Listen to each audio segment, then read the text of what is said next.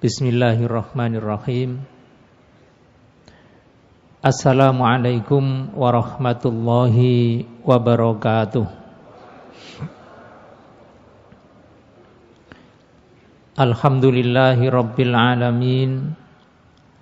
Wal aqibatu lil muttaqin.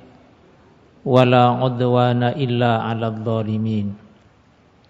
Asyhadu an la ilaha illallah wahdahu la syarikalah wa asyhadu anna nabiyyana Muhammadan abduhu wa rasuluh. Allahumma salli wa sallim wa barik ala nabiyyina Muhammadin wa ala alihi wa ashabihi ajma'in. Yang sama-sama kita hormati segenap pengurus yayasan dan juga takmir Masjid Namirah, para jamaah, para bapak, para ibu. Alhamdulillah pada malam ini kita hadir di tempat yang mulia dengan tujuan yang mulia dan berkumpul bersama orang-orang yang mulia. Mudah-mudahan kita semuanya dimuliakan oleh Allah Subhanahu wa ta'ala. Amin. Para jamaah, kita melanjutkan pengajian tafsir kita, tafsir surat Al-Fath. Dan pada malam hari ini kita sampai pada ayat 25 dan 26.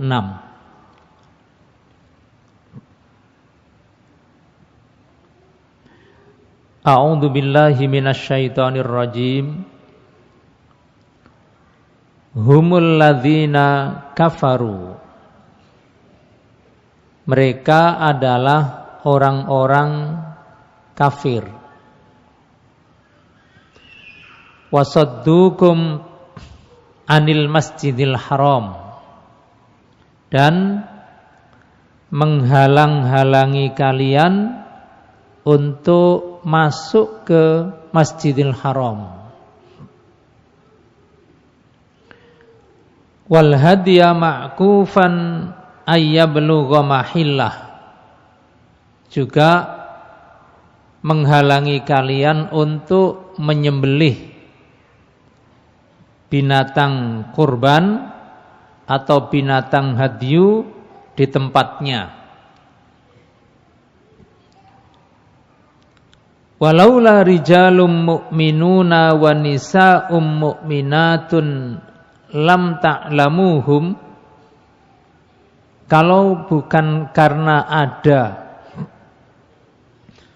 orang-orang laki-laki mukmin dan orang-orang perempuan mukmin yang mereka ada di kota Mekah dan merahasiakan keimanannya, yang kamu tidak tahu, antata'uhum, karena kamu tidak tahu lalu kamu menyerang mereka sehingga mereka juga ikut terbunuh, fatusibakum minhum ma'arratun bighairi ilm, lalu kalian akan merasa sedih, merasa mendapat musibah karena tidak ada pengetahuan sebelumnya. Liyudkhilallahu fi rahmatihi may yasha, agar Allah memasukkan ke dalam rahmatnya orang-orang yang Ia kehendaki. Lau tazayyalu, seandainya mereka berbaur, la'adzabnal ladzina kafaru minhum, pasti aku akan azab orang-orang kafir di antara mereka, adzaban alima, dengan siksa yang pedih. Idz ja'alal ladzina kafaru fi qulubihimul hamiyata hamiyatal jahiliyah, ketika orang-orang kafir itu menancapkan di dalam dada mereka sifat sombong,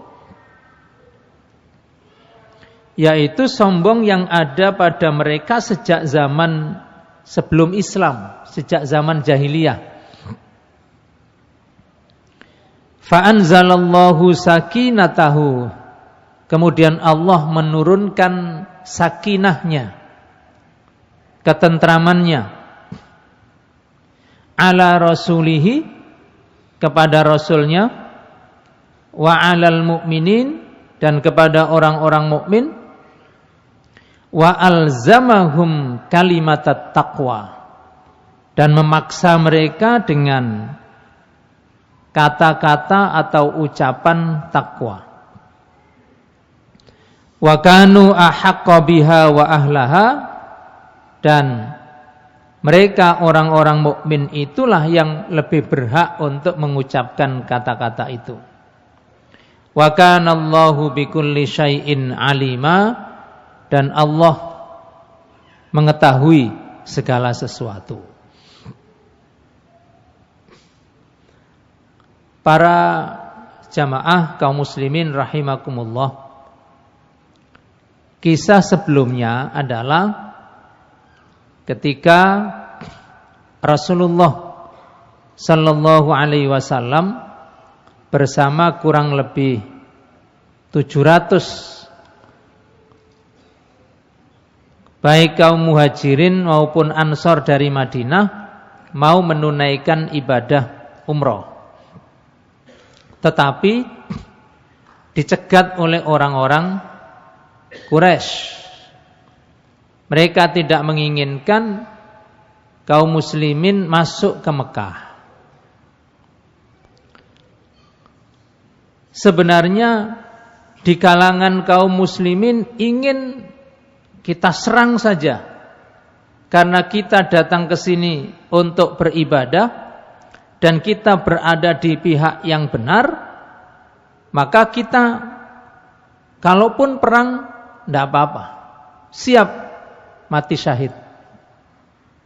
Tapi jalan itu tidak ditempuh oleh Rasulullah. Rasulullah menghendaki damai. Pertama, karena memang di Mekah waktu itu ada orang-orang muslim yang menyembunyikan keislamannya, sehingga kalau sampai terjadi peperangan, bisa-bisa mereka-mereka yang menyembunyikan keislamannya, kita tidak tahu mereka ikut terbunuh juga. Maka itu tidak terjadi. Yang terjadi adalah kesepakatan damai, atau yang dikenal dalam sejarah dengan Sulhul Hudaibiyah. Ada kesepakatan-kesepakatan atau yang disebut dengan perjanjian damai Hudaibiyah. Di atas kertas, yang katakanlah ada selembar kertas waktu itu, entah kertas, entah kain, entah alat tulis. Karena beliau sallallahu alaihi wasallam tidak bisa menulis, maka waktu itu yang menulis adalah Ali bin Abi Thalib. Di atas kertas itu ditulis Bismillahirrahmanirrahim. Seperti kita pada umumnya memulai pekerjaan, perbuatan, termasuk memulai tulisan, di atasnya ditulis Bismillahirrahmanirrahim. Lalu di bawahnya ditulis, kalau dalam bahasa kita, inilah perjanjian yang dilakukan oleh Muhammad Rasulullah dengan Suhail bin Amr dari pihak orang kafir. Setelah ini disodorkan, mau ditandatangani kedua belah pihak, pertama orang Quraisy protes. Kami tidak setuju kalau di atas itu ada Bismillahirrahmanirrahim. Mereka tidak setuju karena mereka tidak beriman kepada Allah. Mereka tidak mengakui ada Allah yang Maha Rahman, yang Maha Rahim. Mereka tidak setuju.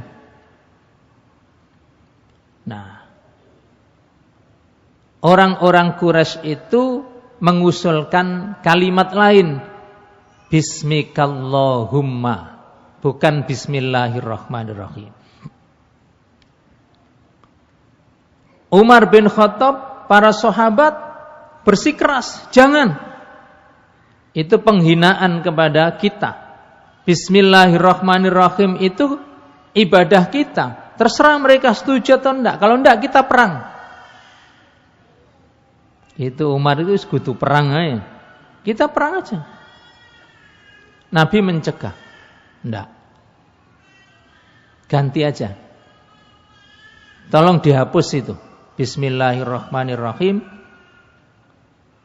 Pada mogok semua ini. Merasa dilecehkan oleh orang Quraisy. Kenapa Nabi ini kok nurut sama orang Quraisy ini? Alasna ala haq, bukankah kita yang benar? Kata Nabi, hapus. Tidak ada yang mau disuruh. Nabi kemudian panggil Ali. Pegang jari telunjuk saya. Taruh di tulisan Bismillahirrahmanirrahim. Ditempelkan di tulisan, kalau Nabi sudah menyuruh, ditempelkan di tulisan, kemudian Nabi sendiri yang menghapus. Kenapa harus ditempel? Karena Nabi kan tidak bisa membaca, tidak bisa menulis. Sing endi sing muni Bismillahirrahmanirrahim itu Nabi tidak tahu. Tempelkan tangan saya, Nabi sendiri yang menghapus. Ganti dengan Bismikallahum. Lanjut ke isinya. Hadza ma salaha Muhammadu Rasulullah. Diprotes lagi orang Quraisy. Ini adalah perjanjian antara Muhammad Rasulullah, Muhammad utusan Allah. Kata orang Quraisy, hapus itu. Kenapa itu Muhammad Rasulullah? Kami orang-orang Mekah kan tidak percaya bahwa Muhammad itu utusannya Allah. Kami tidak setuju. Wah, marah lagi ini sahabat Umar. Perang aja. Kata Nabi, jangan. Tahan. Ganti saja. Hadza ma salaha Muhammad bin Abdullah. Ini kesepakatan antara Muhammad bin Abdullah. Seperti tadi lagi, Ali letakkan tangan saya di kalimat Rasulullah. Kemudian Nabi menghapus sendiri. Diganti dengan Muhammad ibnu Abdillah. Begitu seterusnya. Sampai pada terakhir dikoreksi dan berakhir dengan umat Islam kemudian balik ke Madinah, tidak bisa menunaikan ibadah umrah waktu itu. Setelah menyembelih dam karena batal, sudah pakai pakaian ihram, sudah talbiyah, tidak jadi umrah, kan harus ada dam. Ya, tetap disembelih damnya. Berapa puluh itu onta, kemudian balik pulang. Nah, itu kira-kira gambaran singkat peristiwa yang terjadi pada masa Sulhul Hudaybiyah, perjanjian Hudaybiyah. Para jamaah sekalian, dari sini kita melihat ada 3 karakter buruk orang Mekah. Dari 2 ayat tadi. Yang pertama, kufur. Yang kedua, as-sadd. Yasudduna 'anil Masjidil Haram. Dan yang ketiga, hamiyah. Kufur, sadd dan hamiyah. Ini penyakit orang yang tidak kenal Islam.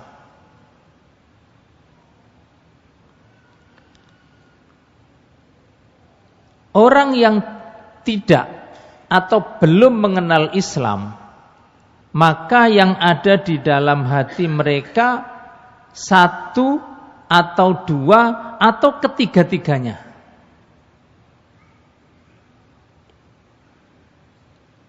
Kufur sad hamiyah.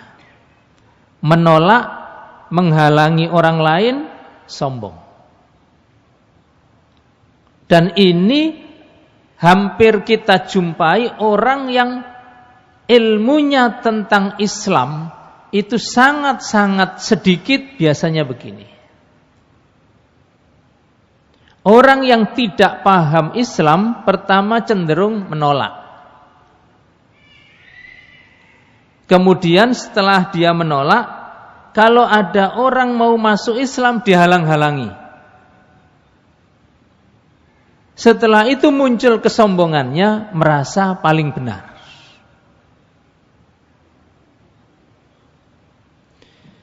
Kita ambil beberapa contoh.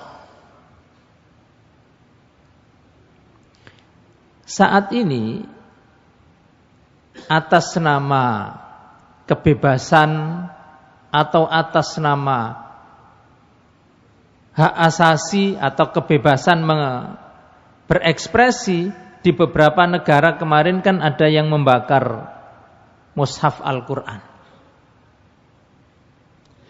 Kenapa sebegitu bencinya orang Eropa itu kepada Islam, sampai kepada kitab sucinya saja itu dibakar?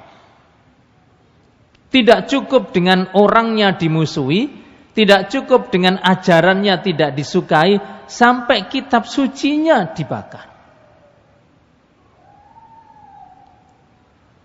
Kenapa sampai segitunya? Tetapi di sisi lain, ketika mereka kemudian mendengar, tahu Islam yang sesungguhnya, kenapa kemudian tiba-tiba berubah jadi masuk Islam? Yang membenci juga banyak, tapi yang tertarik lalu masuk Islam juga banyak. Berarti selama ini informasi tentang Islam yang mereka terima itu salah. Apa yang mereka tahu tentang Islam dengan yang sesungguhnya tidak sama. Dan itulah pentingnya informasi. Orang-orang orientalis dulu yang datang ke Indonesia misalnya dibawa oleh Belanda, ada Snoek Hurgronje, ada Van den Bosch, ada banyak. Dia belajar tentang Islam, kemudian dipahami secara salah, lalu disebarkan kepada saudara-saudaranya di Eropa, sehingga mereka mengenal Islam itu secara salah.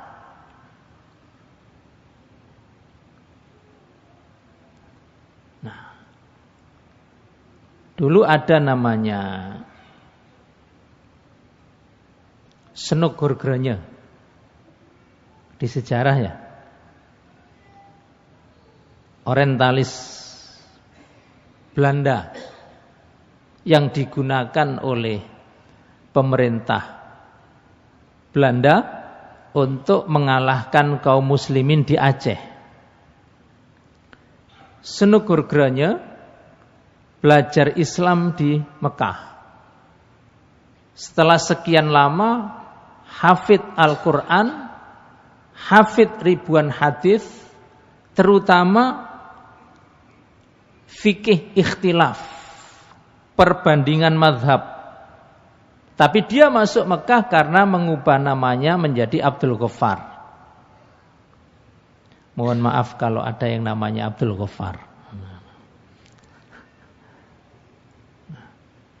Kalau mengubah namanya Abdul Ghaffar dan sebelumnya mengubah namanya menjadi Muslim, ya baru boleh masuk Mekah, Madinah. Tetapi dia mempelajari Islam atau masuk Islam, mempelajari Islam bukan untuk menjadi seorang Muslim yang taat, bukan untuk kemudian menyebarkan agama Islam, tidak. Tapi itu sebagai kekayaan intelektualitas dia, memenuhi tugas dari pemerintah Hindia Belanda. Setelah itu dikirim ke Aceh, karena Aceh itu kuat pertahanannya karena keislamannya kuat. Kalau di dalam sejarah nasional kita, Aceh itu jatuh ke tangan Belanda tahun 1904. Jadi Indonesia ini dijajah Belanda 350 tahun, kecuali Aceh. Aceh itu hanya 40 tahun.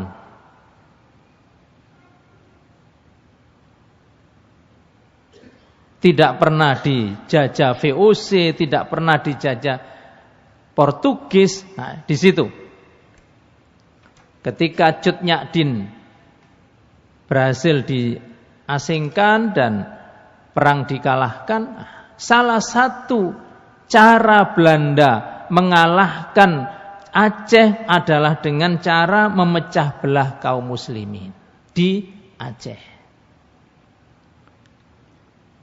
Mazhab Syafi'i dibenturkan dengan mazhab Malik. Mazhab Hanafi dibenturkan dengan mazhab Hambali. Sehingga Aceh yang asalnya satu mazhab Syafi'i dikenalkan dengan mazhab yang lain yang akhirnya berbenturan. Terjadilah cekcok, terjadilah permusuhan, terjadilah perselisihan antar mazhab. Bahkan umat Islam di Aceh menjadi pecah, saat itu kemudian bisa ditaklukkan. Karena setelah pulang dari Mekah, yang dihafal, hadis-hadis yang dihafal oleh Senuk Hurgranye itu adalah yang berisi tentang perbedaan-perbedaan mazhab. Beda lagi dengan orientalis yang dikirim oleh Belanda dan digunakan untuk mengalahkan orang Jawa. Nah, kalau di Aceh itu orangnya dijauhkan dari agama. Kalau di Jawa Tengah, nah ini dijauhkan dari dunia menggunakan tangan orientalis. Karena ada Pangeran Diponegoro, ulama besar. Orang-orang Jawa di sekitar Jawa Tengah dan Mataraman itu sibuk dengan urusan ekonomi, sehingga tidak bisa direbut oleh Belanda. Nah, si Van der Plas yang disekolahkan di Mekah, di antara kejahatannya adalah membuat hadis palsu. Jadi ada hadis-hadis palsu itu yang buatan penjajah.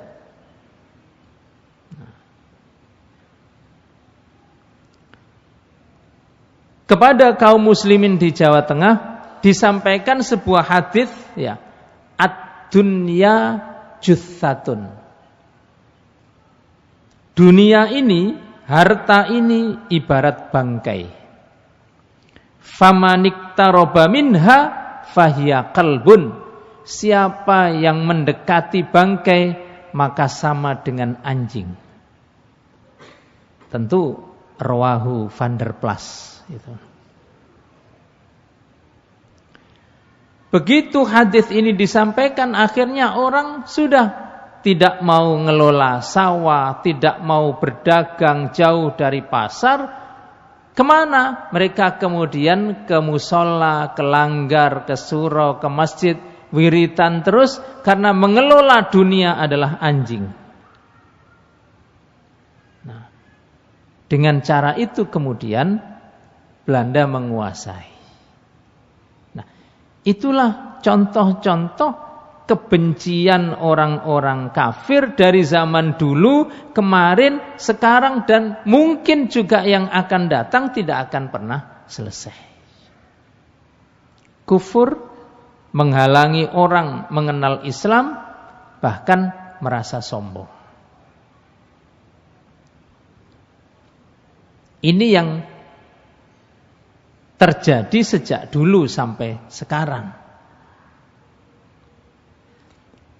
Contoh, Abu Sufyan radhiyallahu an, ya, sudah Muslim, tapi Abu Sufyan ini masuk Islamnya dibanding dengan sahabat-sahabat yang lain agak terlambat. Tapi Muslim, sahabat mulia radhiyallahu an. Orang menerima hidayah itu mudah atau sulitnya tergantung dinding tembok yang ada di dalam hatinya.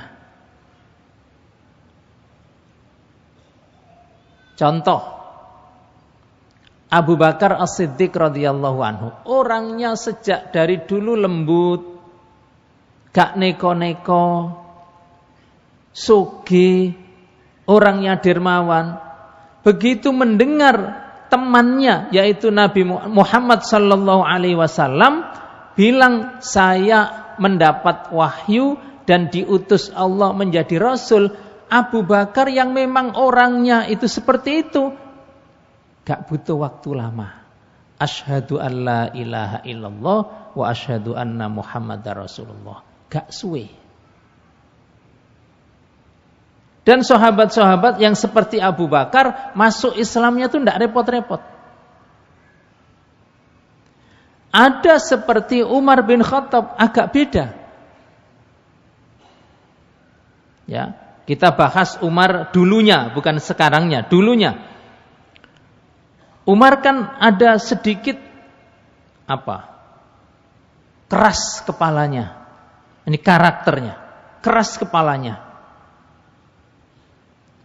Karena itu proses untuk menerima hidayah Allah itu agak lama, lebih cepat Abu Bakar tadi. Bahkan Umar ini ketika beberapa sahabat masuk Islam, dia tidak mau. Bahkan sempat menempeleng adiknya yang bernama Fatimah karena ngaji. Karena ngaji baca Quran, ditempeleng sampai berdarah. Setelah melihat adiknya berdarah, baru dia tersadar. Kemudian datang kepada Rasulullah dan menyatakan diri masuk Islam. Beda. Ada lagi yang lebih lambat, Khalid bin Walid radhiyallahu an. Karena Khalid ini selain katakanlah selebritis ya, ganteng orangnya, terkenal, dan punya ketangkasan. Setiap perang yang dipimpin oleh Khalid bin Walid pasti menang. Jadi kesombongannya waktu jahiliyah ada. Ini. Hati-hati dengan sifat sombong. Angkuh, sombong. Itu membuat hidayah Allah sulit masuk ke dalam diri kita. Khalid bin Walid ini tidak hanya menyakiti orang, tapi membantai kaum muslimin di Uhud pernah. Sampai Nabi terluka, Khalid bin Walid waktu itu ya, kita tidak sekarang. Waktu sebelum masuk Islam. Yang memporak-porandakan pasukan umat Islam, membuat Nabi terluka, Khalid bin Walid. Tapi akhirnya masuk Islam juga.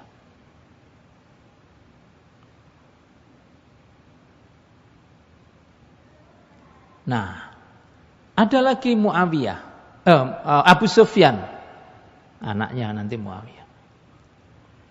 Abu Sufyan ini radhiyallahu anhu, ketika sahabat-sahabat masuk Islam dia tidak kepingin. Ketika perang dia berada di pihak Quraisy tentu. Perang Ahzab, perang Khandaq dia pimpinannya. Ketika Khalid bin Walid masuk Islam, dia tidak kepingin masuk Islam. Dia masuk Islam itu ketika Fathu Makkah, penaklukan kota Mekah. Artinya antara penaklukan kota Mekah dengan wafatnya Rasulullah hanya dalam hitungan bulan. Rasulullah sudah menjelang wafat. Itu pun mikirnya panjang. Nabi sudah masuk Mekah, tidak kunjung masuk Islam, rundingan dulu dengan istrinya.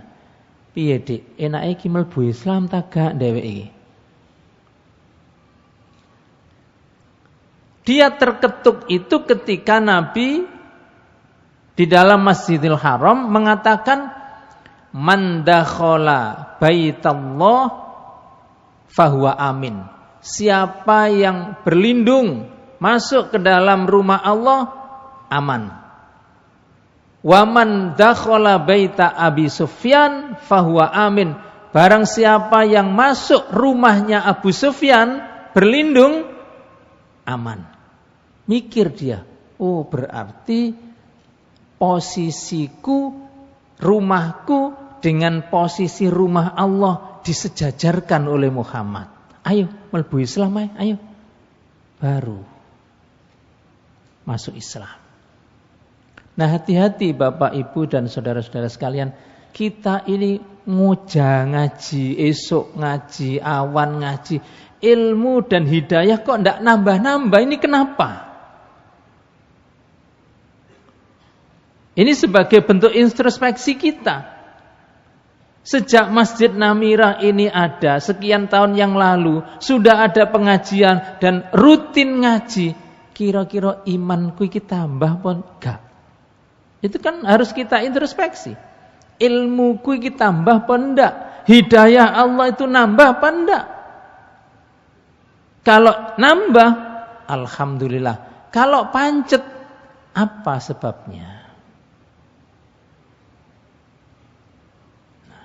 Apakah itu ada kufur? Ataukah ada asad? Ataukah ada alhamiyah? Atau yang disimpulkan oleh Imam Syafi'i, lan yata'allamal ilma mustaghnin wala mustahyin. Atau mustahyin wala mustaghnin. Orang yang tidak akan pernah tambah ilmunya itu dua orang. Yang pertama pemalu, yang kedua orang yang sombong. Isinan. Ndak paham tapi ndak mau tanya. Kenapa? Kalau tanya dikira gak paham. Pancene gak paham. Tapi kalau nanya dikira bodoh. Padahal itu adalah jalannya ilmu. Orang yang malu padahal ndak paham, ndak akan tambah ilmunya. Yang kedua mustaghnin, orang yang sudah merasa cukup atau sombong, itu tidak akan tambah-tambah ilmunya. Kalau ilmunya tidak tambah, hidayah Allah juga tidak datang. Karena itu para jamaah sekalian, 3 sifat orang-orang Mekah sebelum mereka masuk Islam itu harus kita hindari jauh-jauh. Memang orang Mekah itu punya sifat positif, punya. Ada karakter-karakter yang di dalam Islam itu dilanjutkan. Ada. 1, setia terhadap janji. Orang-orang Mekah meskipun mereka kafir tidak akan mengkhianati janji. Kata-kata khianat ini kan lagi tren sekarang hari-hari ini. Ada pengkhianatan, ada khianat, ada macam lagi ngetren. Bukan itu maksudnya.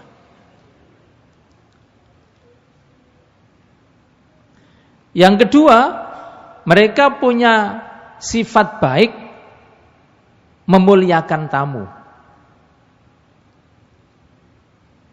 Mereka tidak beragama tapi punya sifat itu waris dari warisan nenek moyangnya. 1, mereka adalah orang yang tidak pernah mengingkari janji. Itu contoh. Pernah juga saya sebutkan kemarin itu Suraqah bin Malik, ya, ketika mengejar Rasulullah yang hijrah lari dari Mekah ke Madinah, kemudian ketika mau mengayunkan pedangnya membunuh Rasulullah, tiba-tiba kaki kudanya itu ambles sampai tidak bisa berjalan. Dan itu tidak biasa, sehingga dia meyakini pasti orang ini berada di dalam kebenaran. Justru dia minta tolong, didekati oleh Nabi. Mestinya Nabi kan tinggal lari, tidak didekati. Dalam keadaan Suraqah tidak berdaya, Nabi ambil pedangnya. Suraqah, atasyhadu alla ilaha illallah wa anni rasulullah. Kamu mau tidak bersyahadat tidak ada Tuhan selain Allah dan aku adalah utusan Allah? Tidak mau. Wis ngono lho dikongkon mlebu Islam gak gelem.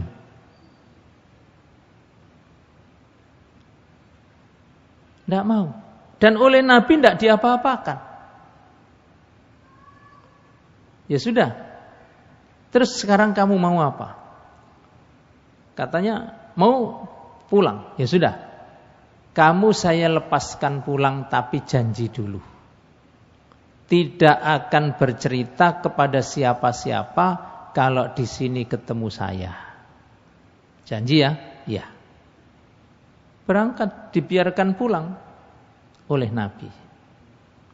Setelah masuk ke batas gerbang kota Mekah, Suraqah ketemu dengan kurang lebih 100 pemuda, siap dengan kendaraan kuda cepatnya, siap dengan senjatanya, mau mengarah ke posisi Rasulullah dan Abu Bakar.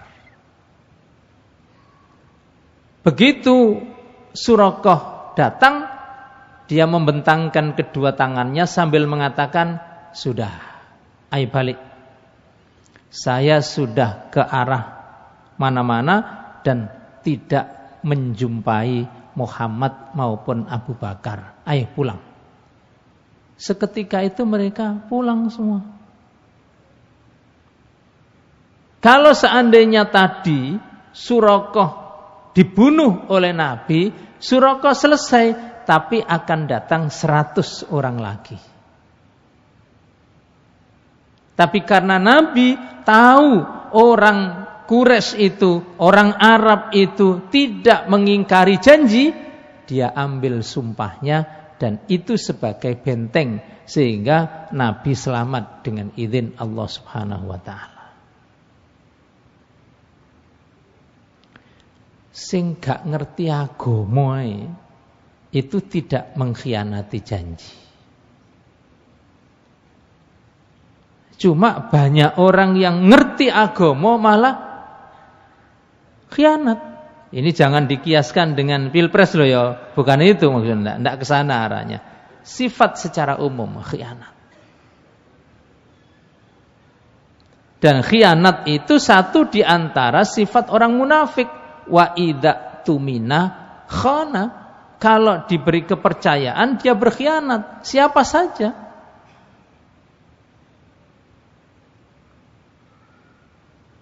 Yang kedua, kalau Nabi tahu orang Quraisy itu tidak mencidrai atau tidak nyulayani janji, itu orang-orang Quraisy sebelum Nabi berangkat lari ke Madinah itu membenci Nabi, menginginkan membunuh Nabi. Tapi kalau mereka punya benda, punya harta yang nilainya tinggi, kepingin aman, tidak dicuri, tidak dirampok, tidak diambil orang, dititipkan di rumahnya Nabi Muhammad SAW. Mereka benci orangnya, tapi tahu Muhammad itu tidak mengingkari janji. Sehingga ketika beliau mau berangkat ke Madinah, disuruhlah Ali tidur di tempat tidur yang biasa Nabi tidur di situ. Dan Ali disuruh pakai selimut yang biasa dipakai Nabi tidur dengan selimut itu. Nabi pesan kepada Ali, kamu jangan menyusul saya. Kamu tidak akan kena apa-apa.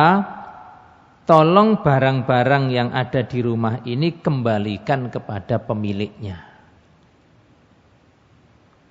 Jadi Nabi itu dimusuhi, tapi barang-barang orang yang memusuhi tetap dijaga.